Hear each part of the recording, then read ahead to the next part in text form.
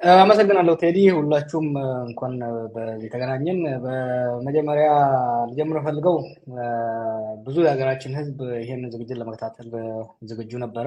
ኢንተርኔቱን በመዝጋታቸውና እድሉን ስለነፈጓችሁ አዝናለሁ። ግን አንድ ነገር ቃል ልግባ።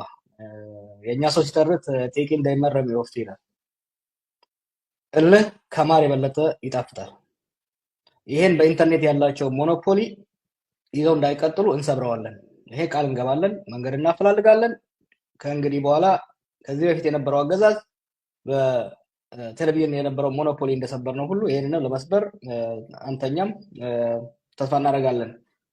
በመቀጠል የዚህ ዝግጅት አዘጋጆች ይሄን በጣም አስፈላጊ አንገብጋቢና ጊዜያዊ የሆነ ዝግጅት ያዘጋጃችሁ የትግል አጋሮች ያለኝን አድናቆትና ምስጋና ለመግለጽ ወዳለሁ። በተለይ ደግሞ አቶ ልደቱ አያሌው የሀገራችን ፖለቲካ ወላፈን የተቃጠለ ነው የሚያውቀው። ይሄ ወላፈን ሁሉ ከአመት ወደ አመት እየወረደብህ በክረምትና በበጋ በሰላማዊ ትግል ላይ ያለህን ቁርጠኛ አቋም ሳትወላውል እኛ ገና ፍንዳታ ወጣት በነበርንበት ዘመን ጀምሮ እስከዛሬ በመቀጠልህ ያለኝን አድናቆት መግለጽ ወዳለሁ። በተከታይ ደግሞ የኛ ሀገር ትግል የሚገርም ነው። ሁለት አንጋፋ ታጋዮችን እዚያ ያለው አቶ ዩሱፍ ያሲን እና ጃልታ አብዲ ከተማሪዎች እንቅስቃሴ ንቅናቄ ጀምሮ እስከዛሬ ድረስ በኢትዮጵያ ውስጥ እኩልነት፣ ፍትህ፣ ዲሞክራሲ እንዲሰፍን ደከመን ሰለቸን ሳይሉ ህይወታቸውን በሙሉ መስዋዕትነት አድርገው ዛሬም በዚህ እድሜያቸው ሳይደግማቸው ዛሬም ተስፋ ሳይቆርጡ ስንቱ በኔ እድሜ ያሉ ተስፋ ቆርጠው እጅ በሰጡበት ዘመን በዚህ በመቀጠላችሁ ያለኝ አክብሮት ያለኝ አድናቆት ሊሰፈር ሊመዘን እንደማይችል ልገልጽላችሁ እወዳለሁ። በመቀጠል እንግዲህ አጠር አድርጌ አሁን በኢትዮጵያ ውስጥ ያለው ሁኔታ እንዴት ይፈታ፣ ሰላም አስፈላጊነት የምንስማማበት ከሆነ ወዴት እንሂድ የሚለውን ነካ ማድረግ ሞክራለሁ። በአሁኑ ወቅት ሁለት በጣም አሳሳቢ አንገብጋቢ ጉዳዮች ለኢትዮጵያ ዜጎች ያሉ ይመስለኛል። አንዱ የዳቦ ጉዳይ ነው። እኛ ኢትዮጵያኖች የኢትዮጵያ ዜጎች ድህነትን እናውቀዋለን። ድሃ ሆነን ያደግነው ስኖት ኒውቶዋስ ግን እንደ ዘንድሮ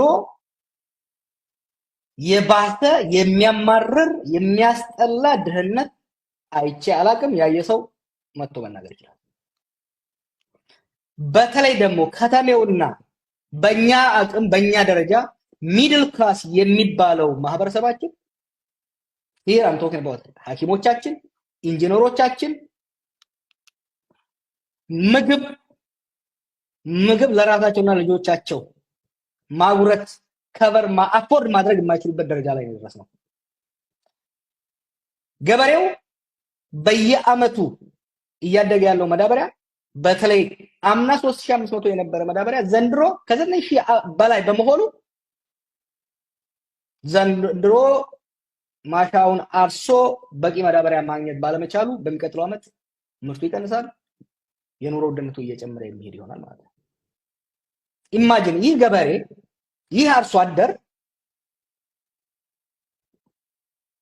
በጦርነት ምክንያት ቄው ላይ ማረስ ሳይችል በጎጃምና በምስራቅ ሸዋ በቆሎ እንዳይዘራ እየተከለከለ ያም ሳያንስ ቀርቶ መዳበሪያ በጥፍ ተጨምሮበት መስራት ያልቻለበት ይህ ደግሞ ትሩሊ ስፒኪንግ ኢትዮጵያ ውስጥ ከዚህ በፊት ታይቶ የማይታወቅ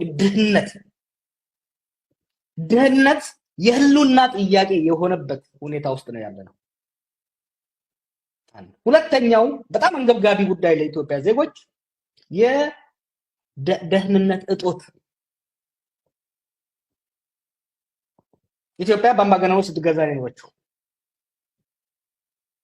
የኢትዮጵያ ገዢዎች ሰዎችን ሲጨቁኑ ሰዎችን ሲገሉ ነው የነበሩት። ይሄ የሚካድ አይደለም፣ የምናውቀው ነው። ከኛ በፊት የነበራችሁን ታውቁታላችሁ። እንደዚህ 5 6 7 ዓመታት ግን ዜጎች ለቅሶ መሄድ ያልቻሉበት፣ ዜጎቻችንና መስጊድ መሄድ ያልቻሉበት፣ እናቴ የእሷ እናት ስታርፍ ሄዳ መግበር ያልቻለችበት ሁኔታ በኢትዮጵያ ውስጥ ታይቶ አይታወቅም። ከተሳሳትኩ እታረማለሁ። ዜጎችን አፍኖ ብር ማስከፈል እንደ አንድ የቢዝነስ ሴክተር የተቆጠረበት በገጠር ሳይሆን በከተሞቻችን መጀመሪያ ይሄ ነገር በወለጋ አካባቢ ሲጀምር ከዛ ወደ ካዋ ወደ ጎጃም ወደ ጎንደር ተስፋፍቶ ነጋዴው ከ1 ሚሊዮን ብር በላይ ያለው ነጋዴ በሙሉ ሸሽቶ ወደ ዋና ከተማዋ ሲገባ አሁን ዋና ከተማዋ ስርም ተገብቶ ሰው ታፍኖ ገንዘብ ያስከፍሉታል። ድሮ ትንሽ ሰርቶ ነጋዴ መሆን ትንሽ ሰርቶ ብር መያዝ የሚያኮራ ሾፍ የምታረግበት ነበር። ዛሬ ግን ሰርቶ ትንሽ የያዘ ሰው የሚፈራበት የሚደበቅበት ሀብት ማፍራት ጠላት ጠንቅ የሆነበት ሻሸመኔ ላይ የሆነ ያለውን ጎንደር ላይ የሆነ ያለውን ነገር ጥሮ ላይ የሆነ ያለውን ነገር መረዳት አስፈላጊ ነው። አጠር ስናደርገው የድህነት አረንቋ ውስጥ ያለ ነው። ታይቶ ተሰምቶ በአገራችን በምድራችን ታይቶ ተሰምቶ የማይታወቅ የድህነት እጦት ውስጥ ያለ ነው። ለዚህ ሁለቱ what do they have in common? እነዚህ ሁለቱ ኮመን ኮዝ አላቸው። የዚህ ኮመን ኮዝ የእርስ በርስ ጦርነት ሲቪል ዋር ነው። የዚህ ሲቪል ዋር ከምን ተነስቶ ምን ደረሰ የሚለውን ሌላ ጊዜ እንተዋለን። ይሄ ሲቪል ዋር ይሄ የእርስ በርስ ጦርነት ብዙዎቻችሁ እንደተናገራችሁት ኢኮኖሚያችንን አንኮትኩቶታል። መሰረተ ልማቶቻችን ፈርሰዋል። የሀገር ውስጥ የንግድ እንቅስቃሴ ከሚታሰበው በላይ ተዘግቷል። ወደ ሀገራችን ስትገባ የነበረችው ትንሽ እንጥብጣቢ ኢንቨስትመንት እንድትደርቅ ሆናለች። ከዛ የተረፈችውን ደግሞ ጠቅላይ ሚኒስትሩ የመዝናኛ የማሾፊያ ፕሮጀክቶች ለመገንባት እያባከናት ይገኛል። ይሄ ለኢኮኖሚ ችግሩ ከፍተኛ ኮንትሪቢዩሽን አድርጓል። ዛሬ ኢትዮጵያ ውስጥ ዩኒቨርሲቲዎች ተማሪዎቻቸውን መመገብ ያልቻሉበት፣ ክልሎች፣ ዞኖችና ወረዳዎች ደሞዝ መክፈል የማይችሉበት፣ ደሞዝ አልተከፈለንም ልጆቼ ራባቸው ብሎ ሰራተኛው ሲጠይቅ የሚደበደብበት፣ በመካከለኛና አነስተኛ ደረጃ ያለው ነጋዴ ለጆሮ በሚዘገንን ደረጃ በተለያየ ስም እየተለጠፈበት መዋጮ የሚለቀምበት፣ ስንቱ በየጉራንጉሩ እዳ ተቆልሎበት ከእዳ ለማምለጥ የሰው አይን አፍሮ ፈርቶ ራሱን እየገደለ ያለበት ሁኔታ ውስጥ ነው ያለነው ማለት ነው። ይሄ የኢኮኖሚ መንኮታኮት ፈጥሯል። ሌላው የእርስ በርስ ጦርነት ሀገራችን ውስጥ ምንም ማንደባበቀው ነገር አለ። ከዚህ በፊት የብሔር ሽኩቻ ነበር፣ የሃይማኖት ኮምፕሌንት ነበር። እንደዚህ ዘመን ግን ማህበራዊ፣ ሃይማኖታዊ፣ ፖለቲካዊ ተቋማት ሙሉ በሙሉ የተንኮታኮቱበት ኮምፕሊት fragmentation of every aspect of our society, our religious institutions, our state institutions, our cultural institutions ፍርክስክታቸው የወጣበት ዋጋ ያጡበት የተወረዱበት ህዝባችንን አንድ ላይ እንደ ጉሉ ይዘው ያሉ እሴቶቻችን ከቀን ወደ ቀን እየተመናመኑ እየተሸራረፉ እየወደሙ ያለበት ሁኔታ ውስጥ ገብተናል ማለት ነው። ይህ ስለሆነ ጦርነትን ማስቆምና ሰላም ማምጣት ለኢትዮጵያ ከማንኛውም አጀንዳ ቀድሞ ቅድሚያ ሊሰጠው የሚገባ ጉዳይ ነው። ይሄን ለማድረግ በሶስት ደረጃ መሄድ አለብን ብዬ አስባለሁ። የመጀመሪያው we must silence the guns። አሁን በኦሮሚያና በአማራ በቤኒሻንጉል የተካሄዱ ያሉ ጦርነቶች በአስቸኳይ እንዲቆሙ፣ ቆመው ግን አሁን ሊፈነዱ በቋፍ የደረሰው የትግራይ ግጭት እንዳይፈነዳ መረባረብ፣ ከኤርትራ ጋር የተገባው ፍጥጫ ወደ ጦርነት እንዳይሄድ የሀገራችን ዜጎችና በኢትዮጵያ ጉዳይ ይመለከተኛል ስቴክሆልደር የሚል ማንኛውም ዓለም አቀፍ ማህበረሰብ ሊረባረብበት የሚገባ ጉዳይ እንደሆነ አበክሬ መናገር ፈልጋለሁ። አንድ ነገር ግን ጠበቅ ላድርግ እዚህ ላይ ሰላም ለማምጣት ስንረባረብ ሀገራችንን ለመታደግ ህዝባችንን ለመታደግ ስንረባረብ ጊዜያዊ መሆን የለበትም። ታክቲካል አላያንስ በጸረ አብይ የሚቋጭ አጭር ርብርብ ሳይሆን ሀገራችን ወደዚህ አይነት አስከፊ አደጋ እንዳትገባ ከዚህ በፊት ሲከመሩና ሲደባለሉ የመጡ ችግሮች እንዲፈቱ ከእንግዲህ በኋላ የሚመጣው ሽግግር በሽግግር በቋፍ ላይ እንዳለ ይታየኛል።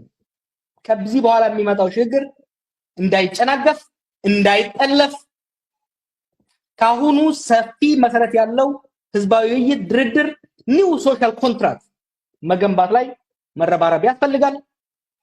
ይህ ስንል የፖለቲካ ልዩነት ያለን ሰዎች መነጋገር አስፈላጊ ነው።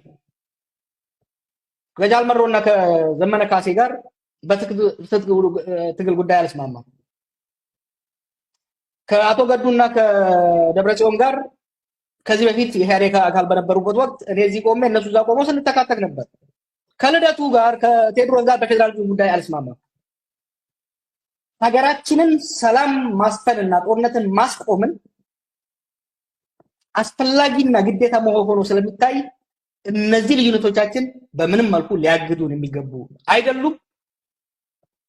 ሁለተኛው ነጥብ የሰላም ትብብር ስንል የተቃዋሚ ኃይል ብቻ ሳይሆን ከስርዓት ውስጥም ጦርነት ያንገሸገሻቸው የሀገር መፍረስ የተቋም መዳከም ያንገሸገሻቸው ብዙ ዜጎች ስላሉ እነሱም ባላገለለ በጅምላ በማያጠቃ ለሁሉም በር በከፈተ መልኩ መረባረብ ያስፈልጋል።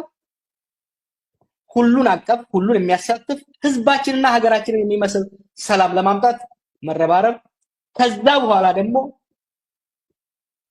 ህዝባችንና ሀገራችንን የሚመጥን በሰጥቶ መቀበል ላይ የተመሰረተ የፖለቲካ ድርድርና ስምምነት አድርገን ሀገራችንን አሁን ከገባችበት ችግር ማስወጣት ብቻ ሳይሆን የሚቀጥለው ትውልድ የኔና የኔ መሰሉ ልጆች ጦርነትና እርዛት የማይወርሱበትን ኢትዮጵያ መገንባት አለብን፣ መገንባትም እንችላለን ብዬ አምናለሁ። አመሰግናለሁ።